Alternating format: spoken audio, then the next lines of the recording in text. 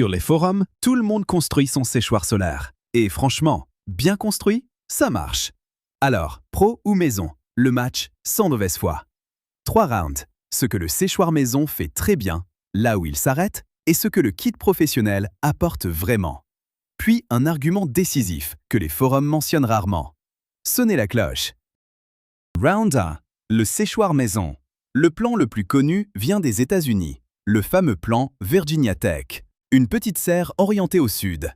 Une paroi vitrée, un plancher sombre qui capte le soleil, un ou deux ventilateurs, des évents réglables, et disons-le clairement, bien construit, bien conduit, ça marche. Pour quelques mètres cubes de sciage destinés à l'atelier, il amène le bois d'œuvre à un taux d'humidité correct, pour un coût de matériaux modeste. C'est un beau projet, et le dénigrer serait malhonnête. Point pour le DIY. Round 2. Ses limites. Elles ne tiennent pas à la qualité de la construction, elles tiennent à l'échelle. Un séchoir maison traite quelques mètres cubes par charge. Pour des centaines de mètres cubes par an, il faudrait le multiplier au point d'y perdre toute cohérence. Le pilotage repose sur l'expérience et la météo. Les résultats varient d'une charge à l'autre. L'hiver et les longues périodes couvertes, il tourne au ralenti. Et la main-d'œuvre, construction, chargement, surveillance, ne se facture à personne, mais elle existe. À petite échelle, c'est un plaisir. À l'échelle d'une exploitation, c'est un poste de coût. Round 3. Le kit professionnel. Ce n'est pas le même objet en plus cher, c'est un autre objet, pensé pour un autre problème. Là où le séchoir maison sèche une charge, le kit tient un plan de charge annuel. Des volumes qui se comptent en centaines de mètres cubes, des kits qui s'additionnent. Une ventilation pilotée par automate, qui mesure et régule en continu, nuit comprise. Et une version hybride pour garantir des livraisons sèches toute l'année. La qualité ne dépend plus de la vigilance de l'exploitant.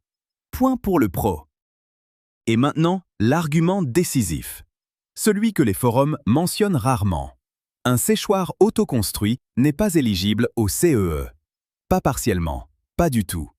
Le dispositif exige du matériel neuf, aux performances mesurées selon des normes précises et posées par un professionnel, avec un contrôle sur site par un organisme accrédité.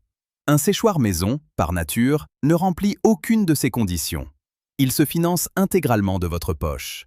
Le kit professionnel, lui, peut être pris en charge, et selon les cas, jusqu'à 100%, sous condition d'éligibilité. Alors, le verdict. Il est nuancé, et il est honnête. Vous séchez pour vous, en petit volume? Menuisier amateur, tourneur, bois d'œuvre pour l'atelier? Le DIY, sans hésiter.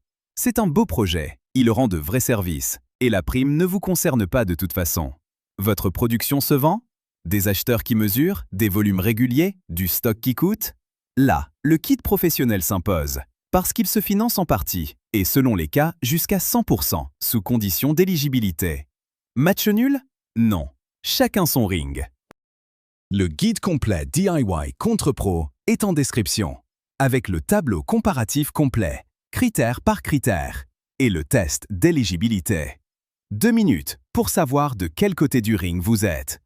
Et si vous construisez le vôtre, faites-le bien, sérieusement. Bien construit, ça marche. Bon séchage.